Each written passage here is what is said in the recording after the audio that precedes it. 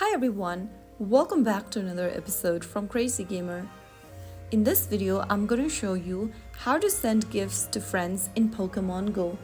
To send gifts to friends in Pokémon Go, launch the Pokémon Go app open on your phone and make sure that you're logged in.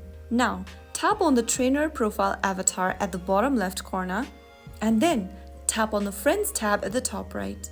Now, inside the Friends tab, you will be able to see your friends list. Tap on the friend you want to send a gift to. Now, click on Send Gift at the bottom and then choose which gift you want to send them. After tapping on one of the gift, tap on Send. And once sent, your friend will receive the gift and you'll get XP and sometimes bonus items in return. Sending a gift in Pokémon Go is a great way to build friendships and earn rewards. Keep collecting gifts from Pokéstops and surprise your friends often. If you found the video helpful, don't forget to like, share and subscribe. I'll see you in the next episode.